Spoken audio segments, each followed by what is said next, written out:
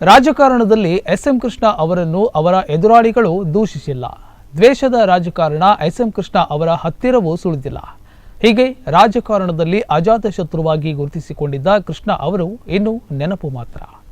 ಅದೇ ಕೃಷ್ಣ ಅವರು ಸಿಎಂ ಆಗಿದ್ದಾಗ ಎದುರಾಗಿದ್ದ ಸಂಕಷ್ಟವೊಂದನ್ನು ಇಡಗುಂಜಿ ಮಹಾಗಣಪತಿಗೆ ಪೂಜೆ ಸಲ್ಲಿಸಿ ಪರಿಹರಿಸಿಕೊಂಡಿದ್ರು. ಅದೇನು ಸಮಸ್ಯೆ ತೋರಿಸ್ತೀವಿ ನೋಡಿ.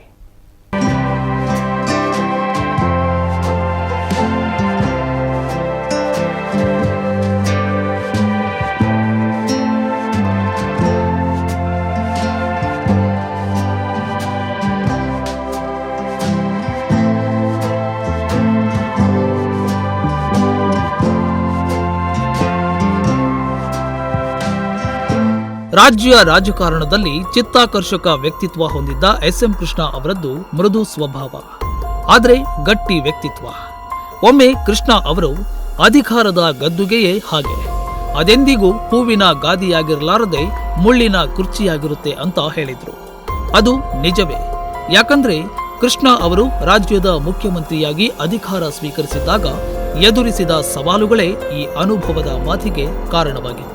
ಎಸ್.ಎಂ. ಕೃಷ್ಣ ಅವರು ಸಿಎಂ ಆಗಿದ್ದಾಗ ಸತತ 3.5 ವರ್ಷ ಕಾಡಿದ ಕ್ಷಾಮ, ರೈತರ ಆತ್ಮಹತ್ಯೆ, ಮಾಜಿ ಸಚಿವ ಎಚ್. ನಾಗಪ್ಪ ಅಪಹರಣ ಮತ್ತು ಕೊಲೆ, ಡಾಕ್ಟರ್ ರಾಜ್ಕುಮಾರ್ ಅವರ ಅಪಹರಣ, ಹೀಗೆ ಒಂದರ ಮೇಲೊಂದರಂತೆ ಸವಾಲುಗಳ ಸರದಿಯೇ ಅವರೆದುರು ದುತ್ತನೆ ನಿಂತಿದ್ದವು. ಆದರೆ ಆತ್ಮಸ್ಥೈರ್ಯದಿಂದ ಅವೆಲ್ಲ ಸವಾಲುಗಳ ಸರದಿಯನ್ನು ಎದುರಿಸಿ ಮೆಟ್ಟಿ ನಿಂತವರು ಕೃಷ್ಣ. ಇದು ಅವರ ಮೃದು ಸ್ವಭಾವಿಯಾದರೂ ಅವರ ಗಟ್ಟಿ ವ್ಯಕ್ತಿತ್ವಕ್ಕೆ ಹಿಡಿದ ಕೈಗನ್ನಡಿಯಾಗಿತ್ತು. ಪ್ರಧಾನಿ, ರಾಷ್ಟ್ರಪತಿ, ಉಪರಾಷ್ಟ್ರಪತಿ ಮತ್ತು ಲೋಕಸಭೆ ಸ್ಪೀಕರ್ ಸ್ಥಾನಗಳನ್ನು ಹೊರತುಪಡಿಸಿ ರಾಜಕೀಯ ನಾಯಕರೊಬ್ಬರು ಅಲಂಕರಿಸಬಹುದಾದ ಎಲ್ಲ ಹುದ್ದೆಗಳನ್ನು ನಿರ್ವಹಿಸಿ ಸೈ ಎನಿಸಿಕೊಂಡವರು ಕೃಷ್ಣ. ಅಂತಹ ಮಹಾನ್ ನಾಯಕರೊಬ್ಬರನ್ನ ಕಳೆದುಕೊಂಡ ಕರ್ನಾಟಕ ಈಗ ಅಕ್ಷರಶಃ ಬಡವಾಗಿದೆ.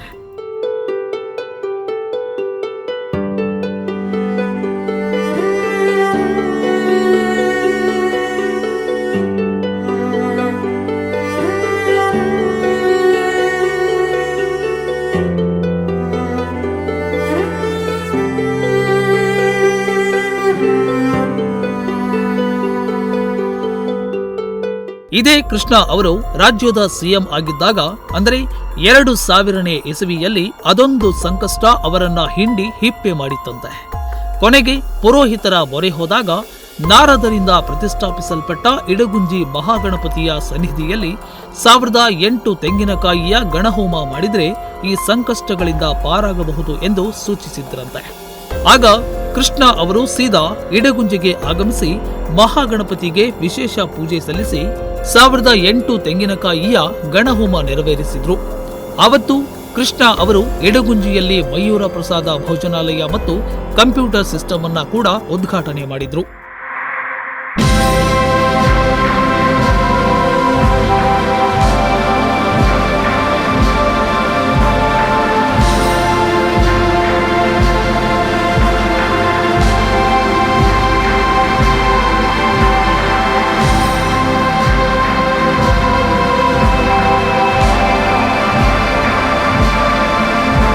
ಅಚ್ಚರಿ ಅಂದ್ರೆ ಬೇಡಿದ್ದನ್ನ ಕರುಣಿಸುವ ಇಡಗುಂಜಿ ಮಹಾಗಣೇಶನಿಗೆ 1008 ತೆಂಗಿನಕಾಯಿ ಗಣಹೋಮ ನೆರವೇರಿಸಿದ 3 ದಿನದಲ್ಲಿ ಕಷ್ಟ, ಅವರ ಸಂಕಷ್ಟಗಳು ಪರಿಹಾರವಾಗಿದ್ವಂತೆ.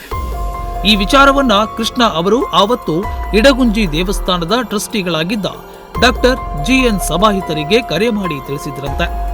ಈ ಸಂಗತಿಯನ್ನ ಡಾಕ್ಟರ್ ಜಿ.ಎನ್. ಸಭಾಹಿತರ ಪುತ್ರ ಜಿ.ಜಿ. ಸಭಾಹಿತರು ನುಡಿಸಿರಿಯೊಂದಿಗೆ ಹಂಚಿಕೊಂಡಿದ್ದಾರೆ. ಕೃಷ್ಣರವರ ವಿಷಯದಲ್ಲಿ ನಮಗೆ ಅವರು ಮುಖ್ಯಮಂತ್ರಿ ಆಗಿದ್ದಾಗ 99ರಿಂದ 2004ರವರೆಗೆ ಮುಖ್ಯಮಂತ್ರಿ ಆಗಿದ್ದಾಗ 2000ನೇ ಇಸ್ವಿಯಲ್ಲಿ ಅವರಿಗೆ ಬಂದಂಥ ಒಂದು ಏನೋ ತೊಂದರೆ, ಆ ತೊಂದರೆಯನ್ನು ನಿವಾರಣೆ ಮಾಡಲಿಕ್ಕೆ ಅವರು ಇಡಗುಂಜಿಗೆ ಒಂದು ವಿನಿಯೋಗದ ನಿಮಿತ್ತ ಬರುವಂಥ ಒಂದು ವಾತಾವರಣ ನಿರ್ಮಾಣ ಆಯಿತು. ಅದೇನೆಂದರೆ 1008 ಕಾಯಿ ಗಣಹೋಮವನ್ನು ಕ್ಷೇತ್ರದಲ್ಲಿ ಮಾಡಬೇಕು. ಅದನ್ನು ಮಾಡಿದರೆ ದೋಷ ನಿಮಗೆ ಆದಂಥ ಏನೋ ಒಂದು ಸನ್ನಿವೇಶ ಬಂದಿದೆ, ಅದು ಪರಿಹಾರ ಆಗ್ತದೆ ಅಂತ ಹೇಳುವಂಥ ಒಂದು ವಿಷಯ ಇಟ್ಟುಕೊಂಡು ಅವರು ಇಡಗುಂಜಿಗೆ ಬಂದಿದ್ದರು. 1008 ಕಾಯಿ ಗಣಹೋಮ ಒಂದು ನಿಮಿತ್ತ ಅದೇ ಸಂದರ್ಭದಲ್ಲಿ ಇಡಗುಂಜಿಯ ಟ್ರಸ್ಟ್ನವರು ನನ್ನ ತಂದೆಯವರು ಮುಖ್ಯ ಟ್ರಸ್ಟಿಯಾಗಿದ್ದರು. ಅಲ್ಲಿ ಅವರು ಮಯೂರ ಪ್ರಸಾದ ಭೋಜನ ನಿಲಯವನ್ನು ಉದ್ಘಾಟನೆ ಮಾಡಲಿಕ್ಕೆ ಅವ್ರ ಹತ್ರ ಆಮಂತ್ರಣ ಮಾಡಿಕೊಂಡ್ರು. ಆ ಸಂದರ್ಭದಲ್ಲಿ ಅವರು ಬಂದು ಆ ಒಂದು ಪ್ರಸಾದ ಭೋಜನದ ಉದ್ಘಾಟನೆಯನ್ನು ಸಹ ಅವರು ಮಾಡಿದರು. ತುಂಬ ಒಳ್ಳೆಯ ವ್ಯಕ್ತಿತ್ವ. ಅವ್ರ ಜೊತೆಗೆ ಆರ್ ವಿ ದೇಶಪಾಂಡೆ ಅವರು ಸಚಿವರಾಗಿದ್ದರು, ಎಚ್ ಕೆ ಪಾಟೀಲ್ ಸಚಿವರಾಗಿದ್ದರು, ಹಾಗೆ ಭಟ್ಕಳ ಶಾಸಕರಾದಂಥ ಜೆ ಡಿ ನಾಯಕರವರು, ಹಾಗೆ ಊರಿನ ಜನರು ಎಲ್ಲರೂ ಆ ಕಾರ್ಯಕ್ರಮದಲ್ಲಿ ಭಾಗಿಗಳಾಗಿ 1008 ಕಾಯಿ ಗಣಹೋಮದ ಒಂದು ಪೂರ್ಣಾಹುತಿ ಆದ ಮೇಲೆ ಅದೇ ದಿನ ಇಡಗುಂಜಿ ದೇವಸ್ಥಾನದಲ್ಲಿ ಕಂಪ್ಯೂಟರ್ ಸಿಸ್ಟಮನ್ನು ಉದ್ಘಾಟನೆ ಮಾಡಿದರು. ಅವರು ಆ ವ್ಯವಸ್ಥೆಯನ್ನು ಸುತ್ತ ಅದೇ ದಿನ ಉದ್ಘಾಟನೆ ಮಾಡಿ ನಮ್ಮ ಮಯೂರ ಪ್ರಸಾದ ಭೋಜನದ ಉದ್ಘಾಟನೆ ಮಾಡಿಕೊಂಡು ಆವತ್ತು ಅವರು ಕಾರ್ಯಕ್ರಮದಲ್ಲಿ ಇದ್ದರು. ನೆನಪುಗಳು ಇವೆಲ್ಲ ಈ ಸಂದರ್ಭದಲ್ಲಿ ನಾನು ನೆನಪು ಮಾಡ್ಕೊಳ್ತೇನೆ. ಹಾಗೆ ಆವತ್ತು ಅವರ ಸರ್ಕಾರದ ಒಂದು ಯೋಜನೆಯನ್ನು ಆವತ್ತು ಅಲ್ಲಿ ಬಿಡುಗಡೆ ಮಾಡಿದ್ದಾರೆ. ಅವರು ಏನಂದರೆ, ಯಾರಾದರೂ ಸಂಘ ಸಂಸ್ಥೆಗಳು, ಧಾರ್ಮಿಕ ಸಂಸ್ಥೆಗಳು ಸರ್ಕಾರಿ ಶಾಲೆಗಳನ್ನು ದತ್ತು ಸ್ವೀಕಾರ ಯೋಜನೆ ಮಾಡೋದಿದ್ದರೆ ಮಾಡಿ ಅಂಥೇಳಿ. ಅದನ್ನು ನಾವು ಇಡಗುಂಜಿಯಲ್ಲಿ ಆ ಟ್ರಸ್ಟ್ನವರು ಇಡಗುಂಜಿ ಸಂಬಂಧದ ಇದ್ದಂಥ ಗ್ರಾಮದಲ್ಲಿದ್ದಂಥ ಸರ್ಕಾರಿ ಶಾಲೆಗಳನ್ನು ದತ್ತು ಸ್ವೀಕಾರ ಮಾಡಿ ಆ ಶಾಲೆಗಳ ವ್ಯವಸ್ಥೆಯನ್ನು ಮಾಡಲಿಕ್ಕೆ ಒಂದು ಅವಕಾಶ ಮಾಡಿಕೊಟ್ಟಿದ್ದರು. ಅದು ಸಹ ನೆನಪಾಗ್ತದೆ.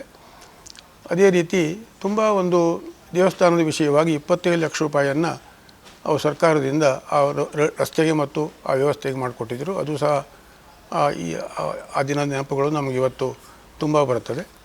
ಒಳ್ಳೆಯ ಮನುಷ್ಯರು. ತುಂಬ ಶ್ರದ್ಧೆಯಿಂದ ದೇವಸ್ಥಾನಕ್ಕೆ ಒಳಗೆ ಹೋಗಿ ದೇವರಲ್ಲಿ ಪ್ರಾರ್ಥನೆ ಮಾಡಿಕೊಂಡು ಈ 1008 ಕಾಯಿ ಗಣಹೋಮದ ಪೂರ್ಣಾಹುತಿಯ ನಂತರ ಈ ಕಾರ್ಯಕ್ರಮಗಳು ನಡೆದವು. 2-3 ದಿನದಲ್ಲಿ ಅವರಿಗೆ ಬಂದಂಥ ಆಪತ್ತು ನಿವಾರಣೆಯಾಗಿ ಅವರು ಶುಭ ಸುದ್ದಿಯನ್ನು ನಮಗೆಲ್ಲ ಕೊಟ್ಟಿದ್ದರು. ಅದೇ ನಮಗೊಂದು ನೆನಪು ಅಂತೇಳಿ ನಾನು ಈ ಸಂದರ್ಭದಲ್ಲಿ ಹೆಚ್ಚು ಹೇಳಲಿಕ್ಕೆ ಇಚ್ಛೆಪಡ್ತೇನೆ. ಏನೇ ಆಗಲಿ, ಇವತ್ತು ನಮ್ಮ ಮುಂಬದಿಗೆ ಅವರು ಇಲ್ಲ. ಅಲ್ಲಿ ಅವರನ್ನು ನೆನಪು ಮಾಡ್ಕೊಳ್ಳೋದಷ್ಟೇ ನಾವು. ತುಂಬ ಒಳ್ಳೆಯ ರೀತಿಯ ಮನುಷ್ಯ, ತುಂಬ ಶ್ರದ್ಧೆ ಇದ್ದಂಥ ಮನುಷ್ಯ. ಅವರು ಕುಟುಂಬ ಸಮೇತವಾಗಿ ಬಂದು ಆ ಕಾರ್ಯಕ್ರಮವನ್ನು ಮಾಡಿಕೊಟ್ಟದ್ದು ನಮಗೆ ವಿಶೇಷ ಅನ್ನಿಸ್ತು. ಎಲ್ಲರಿಗೂ ಅವರು ಬೇಕಾದವರು, ಒಳ್ಳೆಯ ಕೆಲಸ ಮಾಡಿದ್ದಾರೆ ಹೇಳಲಿಕ್ಕೆ ತುಂಬ ಇಚ್ಛೆಪಡ್ತೇನೆ. ಅವರಿಗೆ ನಮ್ಮ ಭಾವಪೂರ್ವವಾದಂಥ ಒಂದು ಶ್ರದ್ಧಾಂಜಲಿಯನ್ನು ಅರ್ಪಿಸಲಿಕ್ಕೆ ನಮ್ಗೆ ಸುದ್ದಾಗುತ್ತೆ. ಅವರಿಗೆ ಅವರ ಕುಟುಂಬಕ್ಕೆ ಒಂದು ಶಕ್ತಿ ಕೊಡಲಿ ದೇವರು ಅಂತೇಳಿ ನಾವು ದೇವರಲ್ಲಿ ಪ್ರಾರ್ಥನೆ ಮಾಡ್ಕೊಳ್ತೇವೆ. ಹೀಗೆ ಕೃಷ್ಣ ಅವರು ಇಡಗುಂಜಿ ಕ್ಷೇತ್ರಕ್ಕೆ ಬಂದು ಹೋದ ನೆನಪುಗಳನ್ನ ಜಿಜಿ ಸಭಾಹಿತರು ನೆನಪಿಸಿಕೊಂಡಿದ್ದಾರೆ. ಕೃಷ್ಣ ಅವರು ಎಷ್ಟೇ ಆಧುನಿಕತೆಗಳ ಹರಿಕಾರರಾಗಿದ್ರೂ ಅದೆಲ್ಲದಕ್ಕೂ ಭಗವಂತನ ಕೃಪೆ ಇದೆ ಅನ್ನೋ ನಿಲುವಿನವರಾಗಿದ್ರು. ಬಹುಶಃ ಮೃದು ಸ್ವಭಾವದ ಕೃಷ್ಣ ಅವರಿಗೆ ದೈವಿಕ ಕೃಪೆ ಗಟ್ಟಿ ವ್ಯಕ್ತಿತ್ವದವರನ್ನಾಗಿ ರೂಪಿಸಿರಬಹುದು ಅನ್ನೋ ಮಾತನ್ನು ಅಲ್ಲಗಳೆಯುವಂತಿಲ್ಲ. ಸಂಜಯ್ ನಾಯ್ಕ್, ನುಡಿಸಿರಿ ನ್ಯೂಸ್, ಹೊನ್ನಾವರ.